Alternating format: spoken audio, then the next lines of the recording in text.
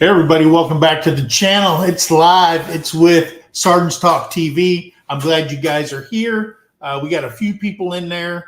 I know we had to delay this live a whole week. But you're probably noticing that Jason's not here with us. Well, Jason, he's got a tooth owie, okay, from eating too many crayons during the Arkansas meetup. So he's not with us. He's feeling a little bit under the weather. They went to, I think they said they had to go to Missouri today to help somebody out with their car. And then they were coming back and his tooth is just really, really hurting him. So he probably won't be here. He said if he gets home and he can find something to take, and if he's feeling okay, that he'll come up. So anyway, that's the story on Jason. He's got an owie. And we'll leave it at that. So guys, tonight we're going to be talking about the benefits of joining the military. Okay. We got several reasons that we're going to go over. We're also going to go over the pay bands and also the retirement calculations for staying in an entire career. So that's what we're going to talk about tonight. I'm glad you guys are here. Hey, if you haven't seen the videos that are circulating around about the Arkansas River Valley Homesteaders YouTube meetup, wow, that was a lot of words.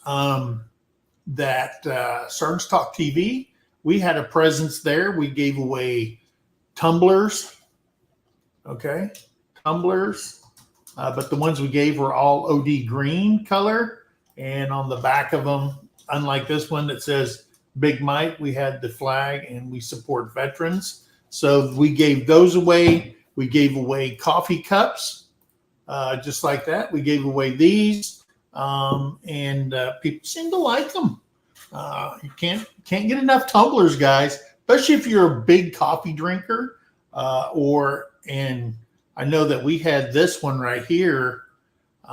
Terry has one just like that.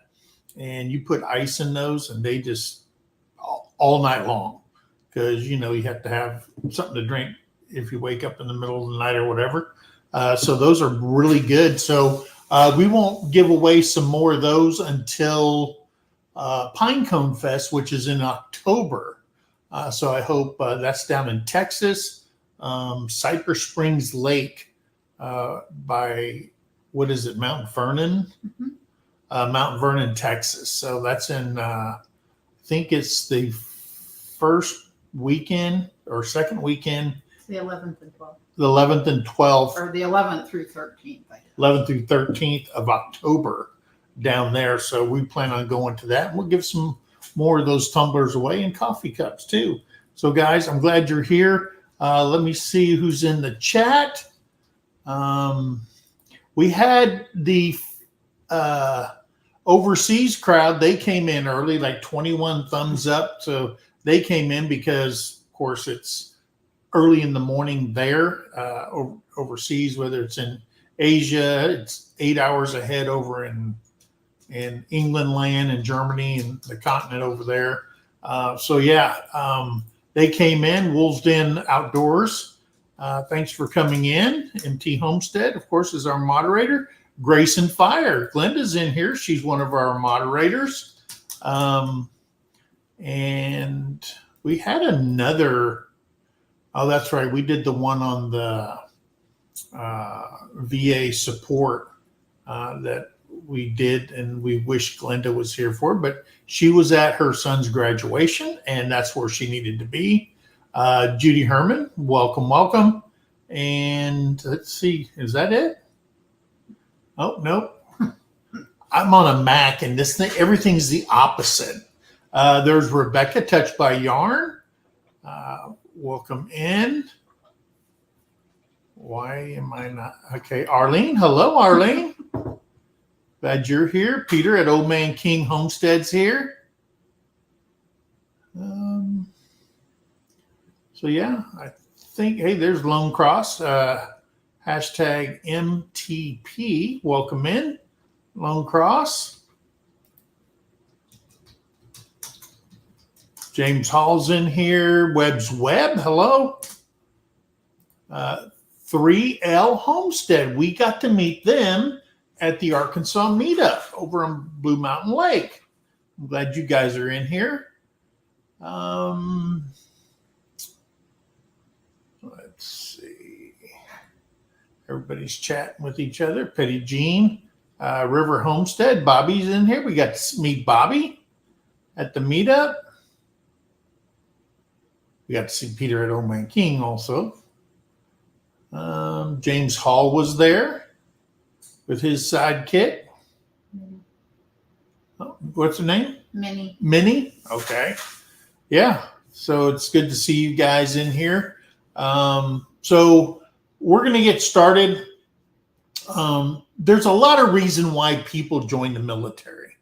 I joined the military because I had no plans of going to college. I didn't have a job except working out at a dairy and a part-time job at Church's Fried Chicken, which I can't pass by because I get sick with the smell because everybody uses their own oil and stuff like that. So I didn't really have any prospects. And I took a buddy there to enlist and they wrote me in.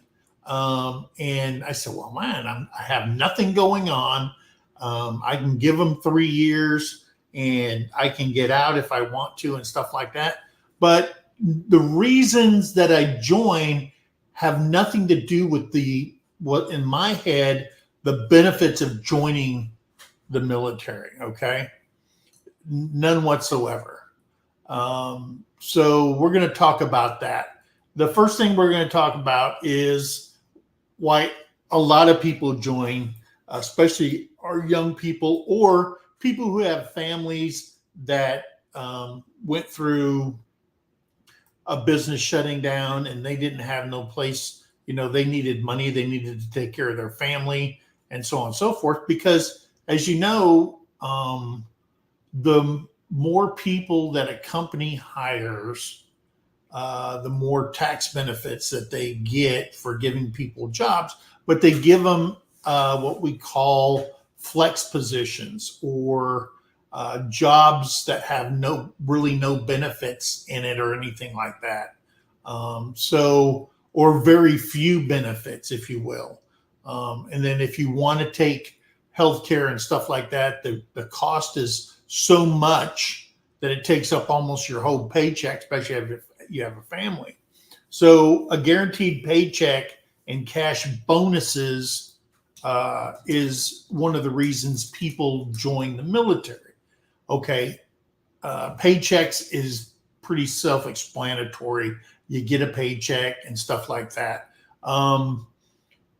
However, there's bonuses. There's a lot of jobs, military occupational specialties, MOSs, that have bonuses tied to them.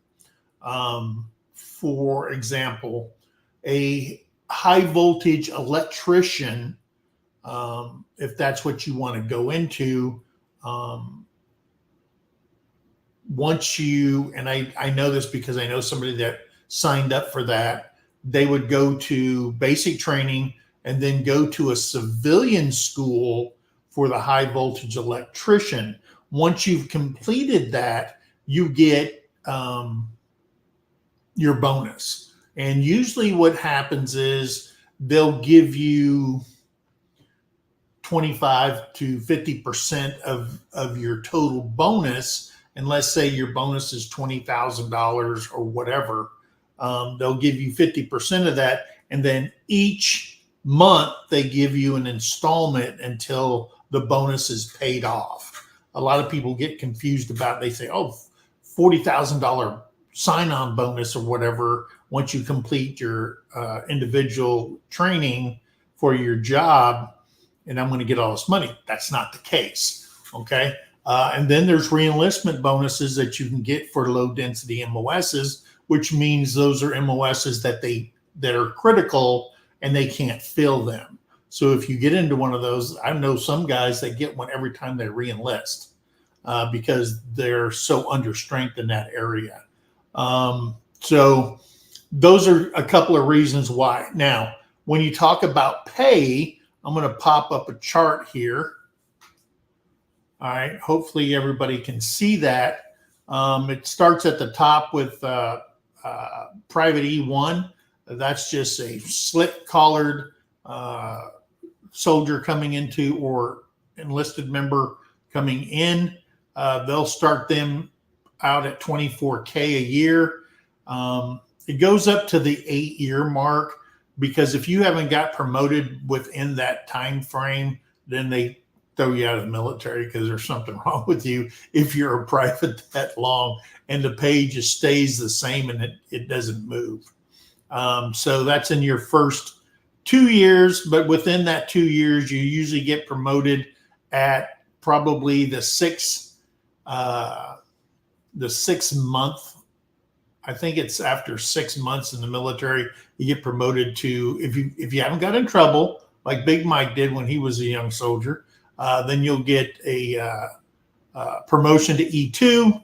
And then at 1 year, you can get promoted to private first class. And that goes up another $1,000 if you're under the 2-year mark. And you can see this pay scale as it goes across. And then E4, that's corporal or specialist.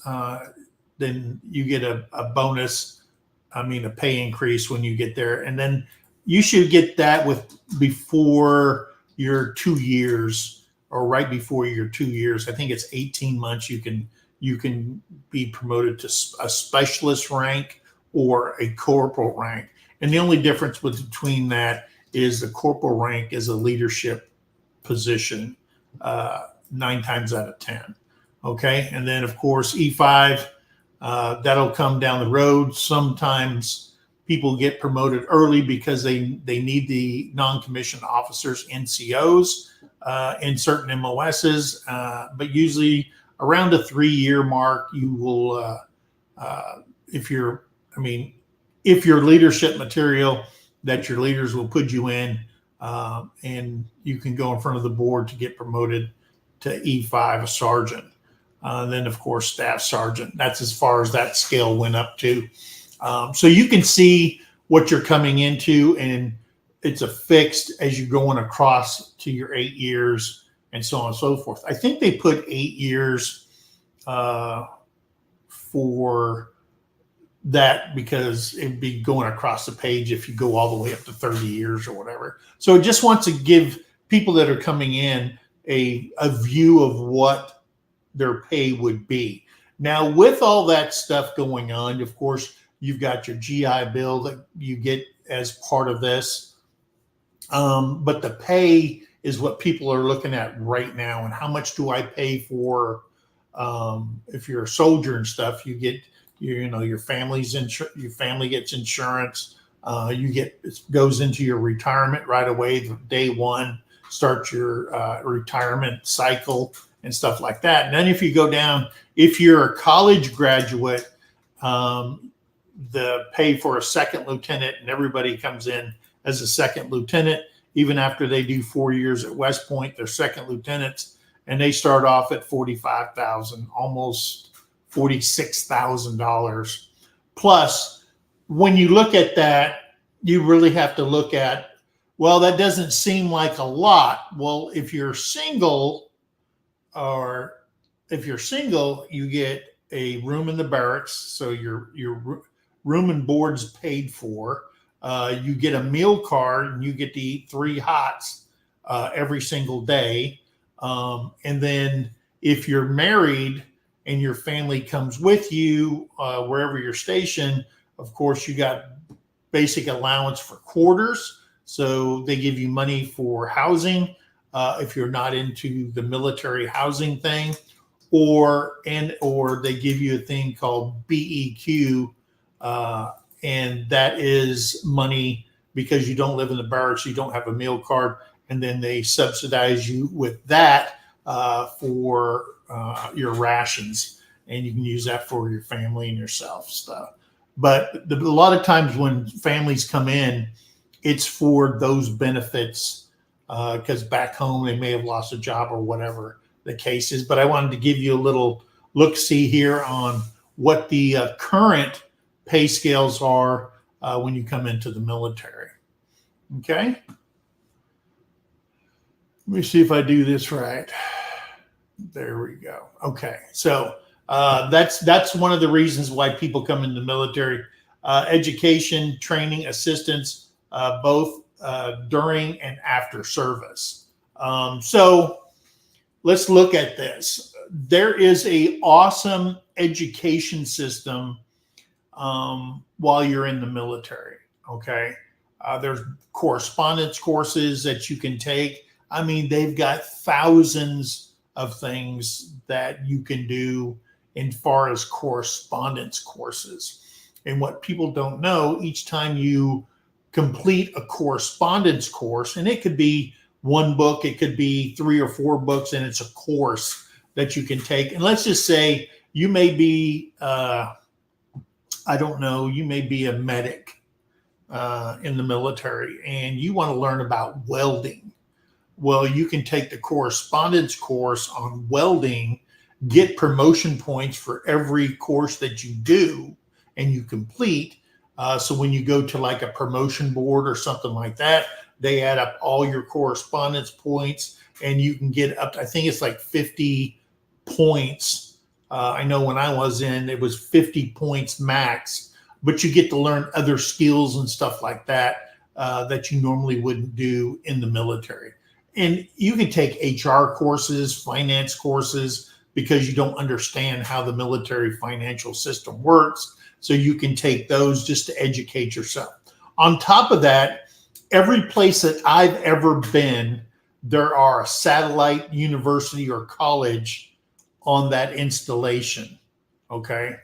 And you can go to college at night, you get tuition assistance and all that stuff while you're active duty military. So that is a benefit of joining, especially if you were born south of the tracks and you had no money to go to college and stuff like that.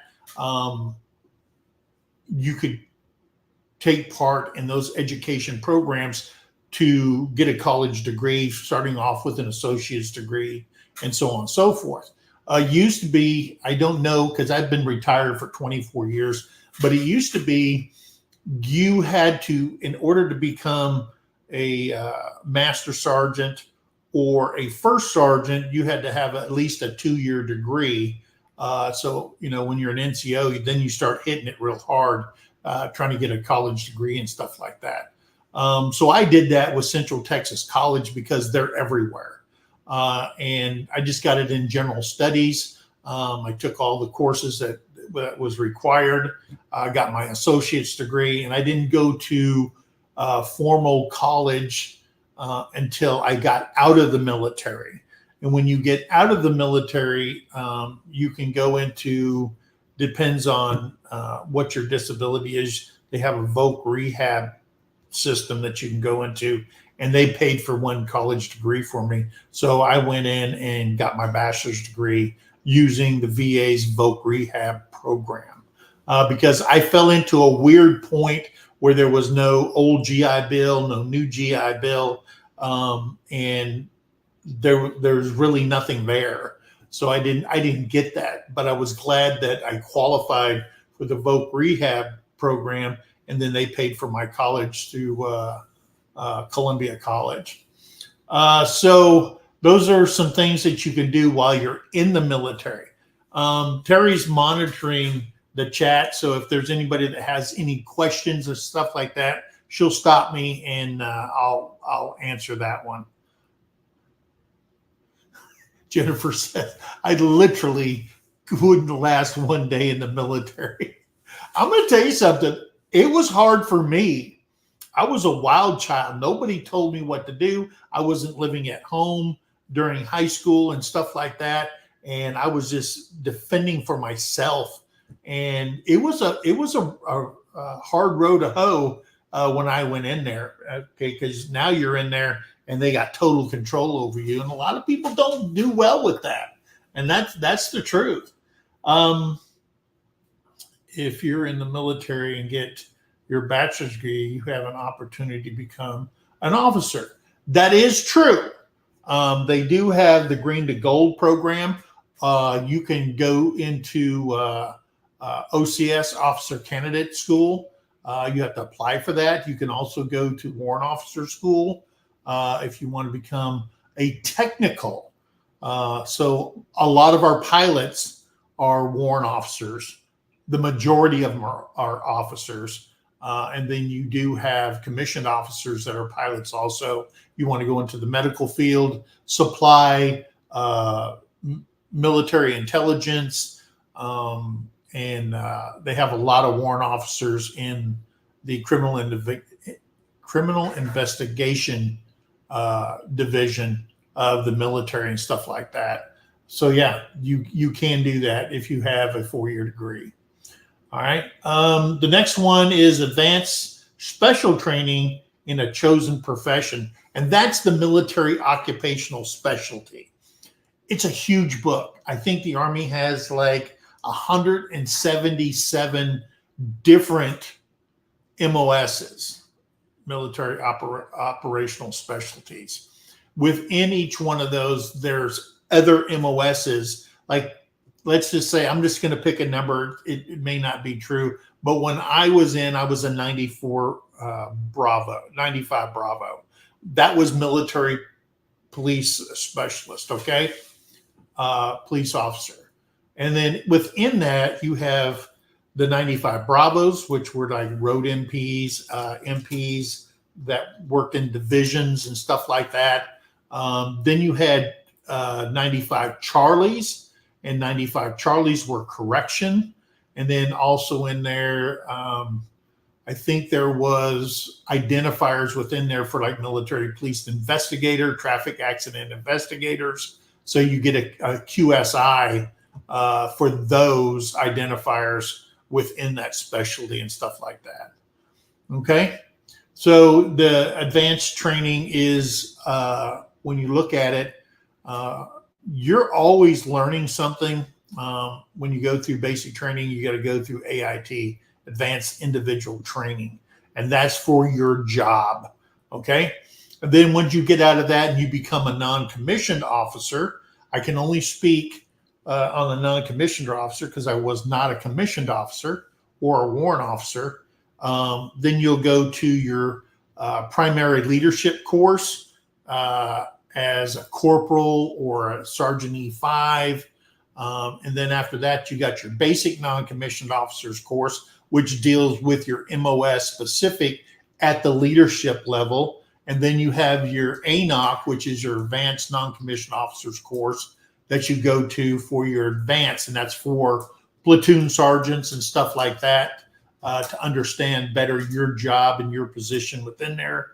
Then, of course, they have the First Sergeant's Academy and the Sergeant Major's Academy on the enlisted side that you can complete that within your career.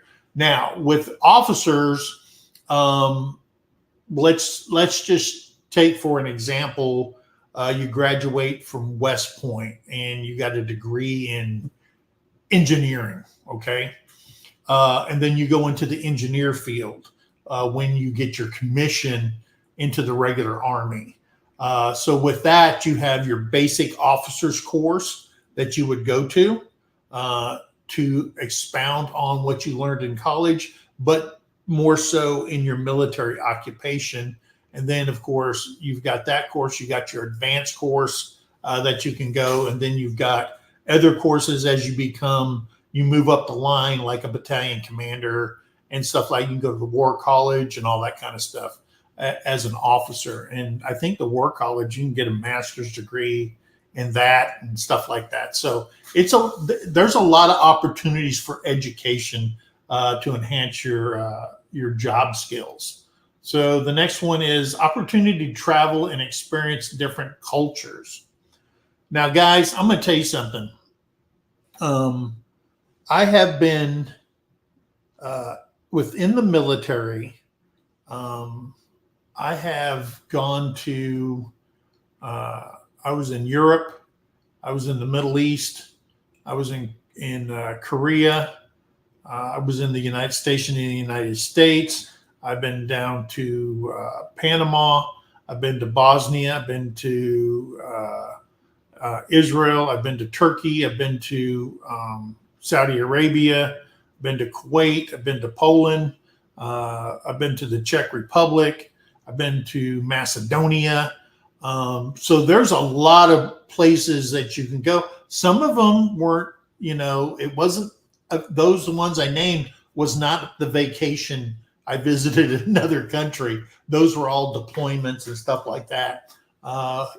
When Poland became part of NATO and all that kind of stuff, there are certain things that you have to do military to military training. But the opportunity to travel, I think we added it up. I've been to 36 different countries. And most of those were working for the government or the military. So there's opportunities. A lot of people, when I came in, I think there was like 300 and something thousand people just in Germany. Now it's like, I couldn't even guess, maybe 100,000 people that's in Europe right now. Probably more now because we're not privy to everybody that they've deployed over there and stuff like that. But it is a chance to travel. It is a chance to just see the world and stuff like that. And that sometimes that's enough to get somebody to join the military, is all the traveling that you can do. Because I lived in Germany for 16 years. Okay. I really enjoyed it over there. The people, the travel, because it's Germany. You just get on a train and go to another country and spend the weekend there, or take some leave and stuff like that. I always went down to Spain every year. That was my go-to, down on the Costa Brava on the Mediterranean. So yeah, those are things that you can do while you're in the military. And if recruiters aren't talking to you about that, you can go into the Army One Source and you can check out all the duty stations around the world, and they'll give you a rundown. And that's Army One Source. Okay. Fitness development and physical wellness. If you don't realize it, the military is really into keeping their members physically fit. There's a height weight standard. There's PT test. They've improved that. The PT test, where there's more than push-up, set-ups, and a 2-mile run, like when I was in, that was the standard. Now, it is the total body fitness PT test that they give to these soldiers. But as somebody who works for MWR, and that's the Army's Morale, Welfare, and Recreation, the physical fitness facilities on the installation is bar none some of the best fitness facilities that you could ever go into or step into. It is, if you went to a Planet Fitness, the military's on the same with the quality of equipment, the operating hours. Most every installation has a 24-hour fitness, because you might be working the graveyard shift, and instead of going and eating, you want to go to the gym. The gym's open for you to go in there and to work out and stuff like that. Huge, guys. I know that where I work right now, because we're mostly civilians, the physical fitness facility, we only have a little over 1,500 or so people, but we're getting like 3,000 and 4,000 visits every month, because what the job that the people work out there, it requires them to be physically fit because of lifting and stuff like that. I can't go into details about what they do and stuff, but they have a physical fitness facility there for them to come and work out. And the same thing with the military.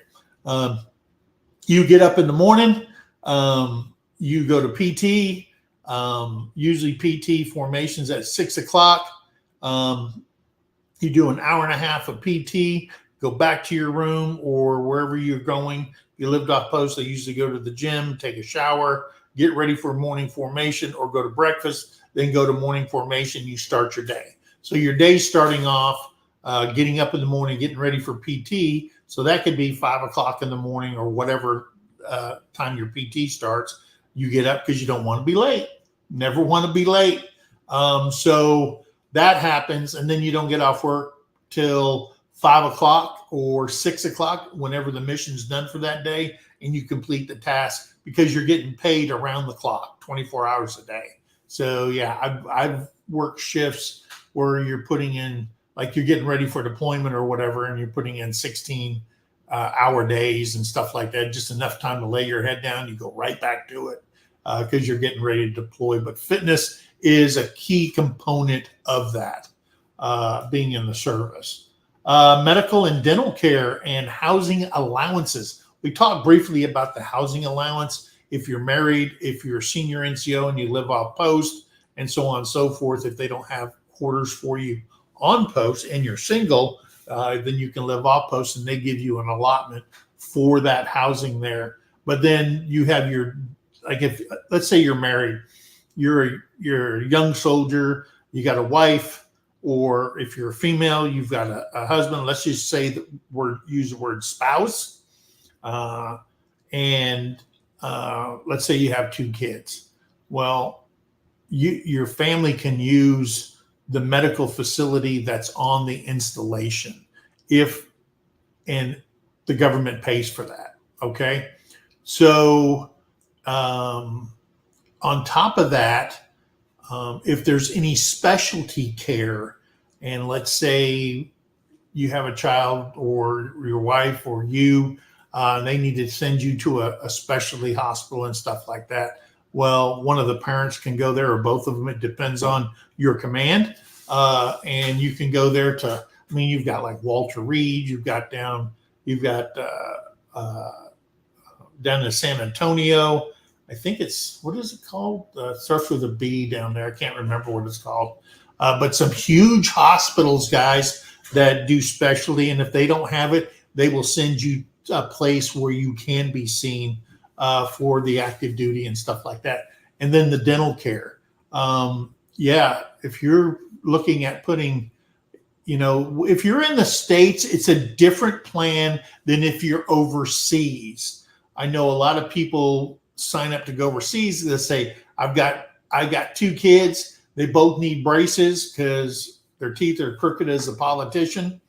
And you sign up to go overseas, then you can get it done by the government overseas where you can't do it stateside. Okay. They have certain rules and stuff like that. But the medical is bar none why a lot of people join the military with families. Because it is expensive. If you guys are out there and you're looking at medical insurance, it's astronomical. It is. I mean, you can buy a crap plan and stuff like that, but getting a good plan, man, it's expensive. It is truly expensive. Daniel Kearney says, I was on duty 24/7, 335 days. Now they pay me every month as long as I stay alive. Okay. Yeah, there you go. I'm telling you. And then it follows out after you get out. A lot of people don't understand the VA system. The VA system, if let's say you were only in for 3 years, 4 years, and that's it. One of the things you have to understand about going in, you get this mentality, and I fell into this mentality too. And the mentality is you don't want to whine, you don't want to cry, you don't want to go on a profile, you keep the pain to yourself. But when it comes to retirement or getting out, and you did not document every time you were hurt, you were sick, you got whatever happened to you, and you're not documenting, it's not in your medical records, then it doesn't follow you into the afterlife, meaning civilian life, with the VA. And a lot of strong-headed, proud, whatever that you want to call them, I call them knuckleheads, get out. And they said, but you don't have it documented in your medical records. And I'm going to tell you something. I know a lot of people that were in the military that lived off painkillers and stuff like that most of their career because they didn't want to be that guy that was put on medical profile and then you were non-deployable and stuff like that. That's, they got this mentality you shouldn't do it. But I'm telling you something, if you've got a child or you've got a spouse going into the military, document, because after you get done or the military is through with you because you're so broke, we call it you're tore up from the floor up and you're non-deployable and you get out and you have no documented of anything in your medical records, it doesn't follow you over into the VA. So just remember that. Let's see, job advancement and leadership opportunity. I'm telling you guys, the job advancements, there's a good thing for a lot of people that you join in or you join up and let's say you become a military policeman and you spend 3 or 4 years as a military policeman. You said, man, this is not for me. Okay. But you want to stay in. You can re-enlist for another job career field if it's open and so on and so forth.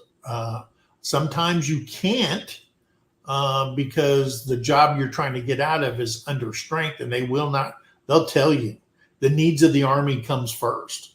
And let's just say you're an MP, a cop in the military, and they're saying, hey, yeah, we understand that you're a corporal in the MPs, but we're under strength in corporals in the MPs, and you can either re-enlist for that or get out. That's it. Okay. So you got to understand that the needs of the Army absolutely come first over your wants and wishes. Okay. So when you're getting into the military, make sure you do well on your ASFABs. Make sure you study the career fields and choose wisely. Okay. Because you might grab the wrong cup and that job was not for you. A quote from the Holy Grail and stuff like that. Choose wisely. But then there are some MOSs that are so under strength that they used to be called the BEAR program. And those MOSs, they were headhunting people to get them into those MOSs. And a lot of the BEAR program jobs have bonuses tagged on them also. So those things you have, if you're looking to advance those low density MOSs, meaning they don't have a lot of people in there and they're under strength, those are the jobs that promote quickly. Okay. And I know a lot of people that couldn't get promoted in one field, they re-enlisted, went to another field, and they just started moving up because they needed all the different ranks within that job. And then leadership. Leadership is there, guys. It is there. Everybody goes, oh, he was a born leader. Now, leaders are made, trust me. It's your get up and go and your willingness to want to take charge that gets you moved up the ranks and stuff like that. And of course, and it's not so much you're a yes man for your sergeant or anything like that. I mean, we look for those guys. Who's the next leader to take somebody else's job because they're getting promoted and stuff like that. So you're watched constantly by your leadership. And they look for those individuals that they can promote, that they will promote, and move them up there into those key leadership positions. 30 days paid annual leave. Okay. You join the military, you get 30 days annual leave. You got to build that up, of course. And you get so many leave hours, just like every job. You get so many leave hours. Like I'm a civilian and I get 8 leave hours for annual leave every pay period. So I get 8 hours every pay period to go into my annual leave. And then the same thing, I get 6 hours of sick leave every pay period. When you start off, it's usually lower, but you do get that guaranteed 30 days. Now, does that mean you can take 30 days leave while you're in the military? No, it's mission dependent. Your commander may have a policy that says, hey, in this battalion, if you're a senior non-commissioned officer, we can allow you to be gone for 2 weeks. Okay. It's kind of different when you're overseas because it costs so much money to fly back to the United States if that's where you're going on leave. Normally, they will give you 3 to 4 weeks of leave if you've got the leave. Okay. So that is from day one, you start collecting leave and stuff like that. A lot of people go into the hole because as soon as they get done with basic and AIT, the advanced individual training, then they want to go back home, and then they take leave, and then they go in the hole, and then they have to work a whole year before they start paying all that off. So, but you do get that. Options for full-time and or part-time service. What that means is a lot of people, if you join the active military, that's a full-time job. Okay. No ifs, ands, or buts, full-time job. When they talk about part-time job, they're talking about the National Guard and the Reserve. Okay. So a lot of people, if you join the National Guard and Reserve, your family don't get the benefits as if you were in the active Army. What do I mean by that? Well, what that means is if you're in the active Army, you get full medical, dental, your family's taken care of, you get housing and stuff like that. But if you're in the reserves or you're in the reserves, the individual ready reserves, and then there's the National Guard. Those are your hometown heroes. You only go on medical and stuff like that when you're actually on duty. So when you're not on duty, you don't get those benefits. You see what I'm saying? For your family and stuff like that. So you got to really pay attention to what your state offers you. A lot of states pay for college if you join. If what you're trying to do is, a lot of people are thinking, well, I'll join the National Guard in my state of Oklahoma because Oklahoma will pay for my college. Okay. And that might be your whole reason for joining it, is to get your college out of the way. And then in the summertime, I'll do my 2-week drill. I'll do my weekends. However the system works out for you on your weekend drills. And then for your 2-week drills in the summertime and stuff. So you got to really watch what they're telling you as far as college, them paying for it. I think it was in Missouri. My son Kevin was joining, and they were paying $63,000 for college if you join the Missouri National Guard. But you got to really watch the programs. And then when you're again, active duty is active duty. That's a full-time job. And the other two, you got to really, really, really watch it, because people just go, hey, I'm National Guard. I'm hanging out with my buddies once a month on the weekend and stuff like that. But when it came to the Middle East and stuff like that, I'm going to tell you a lot. And sometimes I think there was more National Guard and Reserves called up than the active duty were.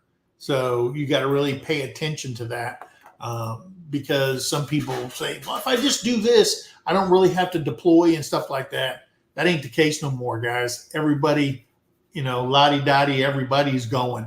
And so, yeah, that's a commitment you got to discern. Let's see. Troy Sutton says, Mike, You have been on the. You have to be on Title 10 orders in the Guard and Reserve Yes. to get full-time benefits. That's right. You do have to be on that. Yeah. Thank you very much. I don't know, because I've never been in the National Guard or the Reserve, but I know about it through recruiting channels and stuff like that. And personal, because my son was going to join them and stuff like that. I read everything about that to make sure it was correct. And so, because he was going for his high voltage electrician MOS.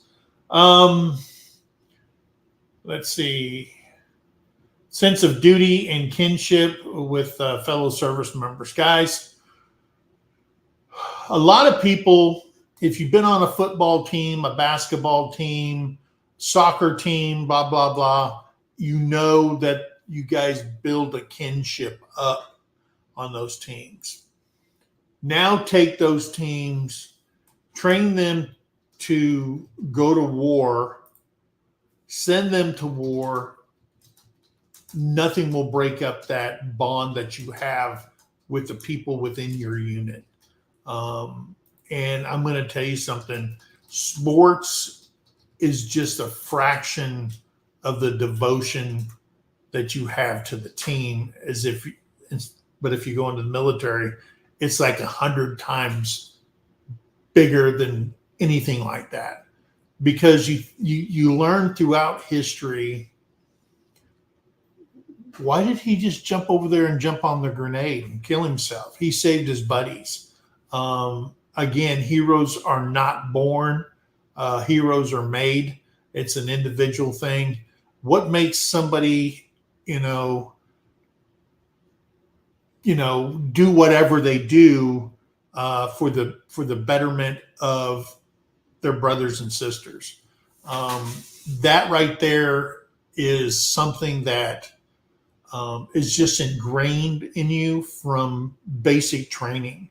When you couldn't do nothing right to building up a team, I mean, it is a mind game, and your kids got to know that. It is a mind game going into basic training, because it's nothing school, nothing prepares you for the mind games that you're going to have when you join the military. And then that building up of a team, because I'm going to tell you something. You get a platoon of 30, 40, 50 people, okay, and they're from every walk of life, every color, every creed, every religion, everything. And you've got to put all these kids in a group, and you have got to, when time is done, they have to be ready to fight together. Guys, I've seen more fights. I've seen more yelling, more comments, off-colored comments in the beginning, and so on and so forth, because you can't get rid of that street or that hometown mentality and stuff like that. But by the time they're done, you cannot break them apart, okay? You can't break them apart. And that's what the military gives individuals who join, okay? Does everybody make it? No. Okay. There's certain things that you can't do, and they will get rid of you before you ruin a team. And people got to understand that also. So yeah, we are, I'm thankful for the time I spent in the military, retiring out of the military and stuff. The things I saw, the things I did, some of the experiences I never wanted to repeat, like multiple tours to the same battlefield or country or stuff like that, because it was hard enough the first time. And it's just, if you're a parent, you really have to take an interest, and there's got to be somebody that you know that joined the military. So if your kid is looking at joining the military, get all the information, okay? Go there. They have to talk to you, okay? Because they want your kid. And it's hard as a parent, okay, to know that especially after 9/11, to know that your kid, if he joined, he was, as soon as he finished his schooling and all that stuff, basic training and AIT, he was on a plane to the desert. That's hard for a parent to swallow. Okay, I get that. And so do everything you can for them to make the right decision. Is this the career path I want to join? Is this the service that I want to join? We always I tell everybody that asks me, make sure your kid does good in school. If he joins the military, join the Air Force. Okay? Because we call it the chair force. They deploy to hotels. We kid them. They're in the desert with everybody else. Okay, and they do a fantastic job for this country. But I always tell them, if you don't want to dig holes and sleep in mud, and sleep in dirt, and get rained on, and everything like that, don't join the Army. Don't join the Marine Corps. Okay, it's the only people that you get to live inside, unless you're a CB. And stuff like that, and Red Horse team in the Air Force and things like that, is join the Air Force or the Navy. At least you got a roof over your head when you deploy and stuff like that. So guys, yeah, those are our reasons for joining. I gave you a list of pay bands. Now, if you're looking to make the military a career, I've got this right here. This is the defined benefits retirement plan as calculated as 2% times the number of years of service. Okay, you guys can read that. And so what I did is I looked at it, and I don't think you can see this, but there's the formula for retirement. Okay. You guys can freeze that frame or whatever, and I'll show it to you again afterwards. So let's say you stayed in 20 years. 2% of that at 100% is 0.4%. Okay? If you take 4%, and let's say your in pay when you were getting ready to retire was $50,000, that equals out to $2,000 a month, or $24,000 a year in retirement once you do that. Now, a lot of people come in, they do 20 years, they retire because they come in at 18 years old and they're retiring between age 38 and 39. Well, when you do that and you get to collect $24,000 a year, you still have time to have another career besides the military. Okay. But that's just at 20 years. And you can take this and figure it out for yourself. But besides the pay, then you have to look at if you're making $24,000 a year for Army retirement. It used to be that let me see this. It used to be that when I retired, you would get your military retirement. Then what they would do, they would say, okay, you have this much disability, and let's say it's 50% disability. So then they take of your retirement check, they take $12,000 out of your retirement check and move that over to the VA, which is non-taxable income. Okay. That's what they used to do when I retired. All right.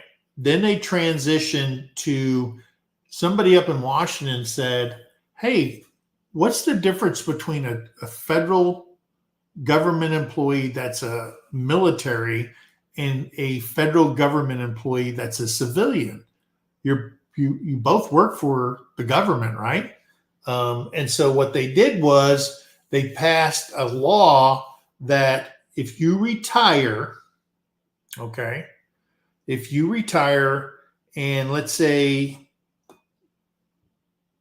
your retirement check is $24,000 a year, okay? So you have to pay taxes on that. That's your military retirement. And let's say 50% or whatever your disability was, and let's say they say, okay, now you get a separate check from the VA.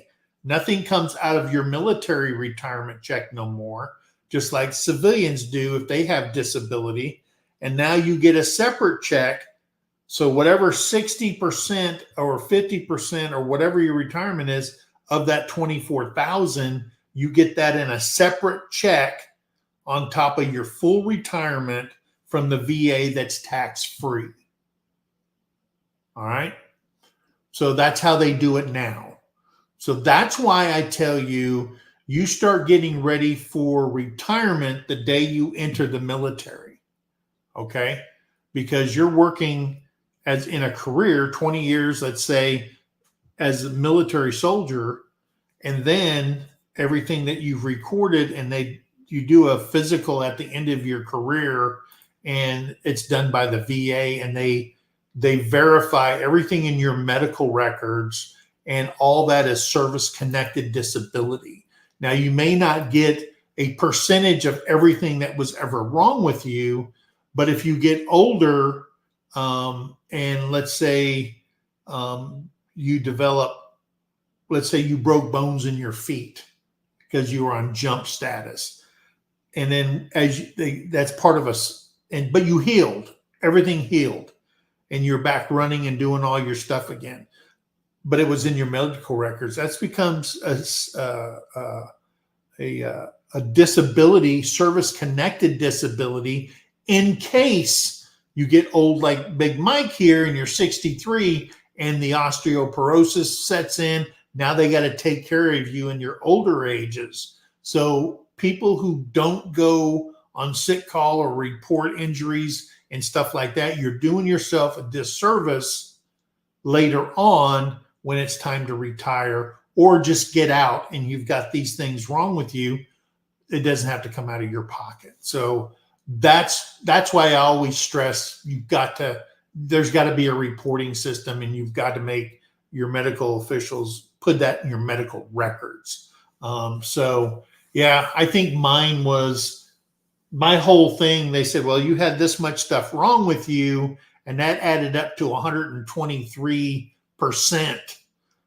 in their math totals. But they said, but we can only give you disabilities for these because all this other stuff, you had a full recovery and stuff like that. So it brought me down to 70%. So that's what I get paid from the VA, besides my military retirement check. So, I mean, there's a lot to think about. There's a lot of questions you have to do. She'll have to. Oh, that's on a different question. Okay. I didn't know if there was another one.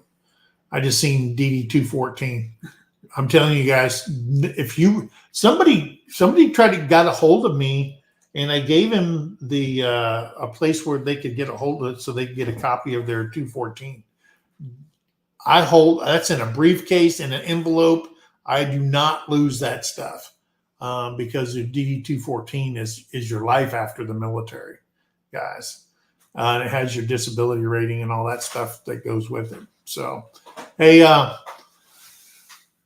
wish my battle buddy was here. He could give more insight. We only got 8 people in here right now. So I just wish that we didn't have to wait so long before this thing hit the street and stuff like that. So can I say a real quick thank you to Glinda? Yes. She is awesome. She's a VA support caregiver. Yes. She was in the program. That's why I asked her to respond to Judy Herman, because she would have more information than I would, and I knew she'd be able to help. And we appreciate you no doubt so much, Glinda.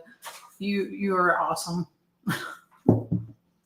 Yeah, and we'll probably have to have another show on that caregiver thing when Glinda has time, because I mean, a wealth of information. And I know we had a lot of questions for a lot of people that's taking care of their parents. I mean, Lila's taking care of her parent. Some other people were taking care of their parents, and they had questions that were above and beyond my skill set or Jason's, and questions beyond what the video we had. But like I tell everybody, go to the VA and talk to them. They have to talk to you. Okay, go to the administration office and say, hey, I want to talk to somebody about this caregiver program and stuff like that. And Glenda is a good resource, and she'll probably tell you, you have to be strong with the VA. Don't go in there all passive and stuff like that. Go in there and want the information. So, yeah. Let's see. Anybody else? Most VFWs have access to obtain them. Yes, they have the resources to do that. The VFWs do. The DAVs do. American Legions do. And I think there was a website I gave somebody. At Sergeant Stock TV, Mike, I have my DD-214 in front of me, and I don't see disability rating on it. No. You should have got a printout from the VA, okay? The DD-214 doesn't have it directly on it, but what I was trying to relay was your VA rating and your 214, you can't lose that. That's what we keep locked up, so you have your rating and your 214, because that right there for a veteran, that's their life right there. And you can always get a hold of the VA if you don't have a current copy. It's like me, they were shocked because I was traveling all around the United States, and I came to Oklahoma, and they said, well, when was the last time you had a physical? I said, well, what do you have in your record? Well, we only have in the year 2000. I said, well, that's the last time I had a physical. And they're like going, what? I said, you don't have VAs overseas and stuff like that. So where am I supposed to go? So the VA here has been taking care of me a lot. I don't care for their calling system. They always send you a letter, and this is what makes me mad. They call one time. We have been trying and trying to get a hold of you. No, you haven't. You've called one time. Okay. And then 2 days later, you get a letter that they've been trying and trying. Okay. And then when you call them, your wait time is 35 minutes. And you want to know why veterans get angry. So, yeah. Hey, guys, it's just over an hour. I'm glad you guys came in here. If you guys have any suggestions for things you want us to deliver to you, information and stuff like that. Information. Well, that's interesting. I didn't know that. Like, you can use my chart. I've got my chart. Yeah, well, that's what we use for Mercy. Yeah. So, yeah. Yeah, my chart. I have that also. Okay. Yeah. And so, guys, thanks for coming in here. Remember, be kind to one another. Help someone in need. And always think of that. This is what this channel is dedicated to veterans. And Jason and I have been talking about doing individual interviews with veterans. I do have one that I want to. He's got to contact me. He was a Navy SEAL. And he has some very special information, things that's happened to him in his life that I hope I get to interview this guy, because it would be a game changer for people to hear his story. And listening to veterans all over the place. We got a little touch of it from Reverend Dream. I got to meet him at the Arkansas meetup. Man, what a great guy. What a great guy. He had a very interesting military career, and what he's doing for homeless veterans and people in general in his life right now is the fulfillment of a great career. So, guys, love you guys. Come back next week. Hopefully my buddy Jason's gone to the dentist, and he's on here next week with me. So, guys, we love you. We'll see you on the next video. Bye, guys.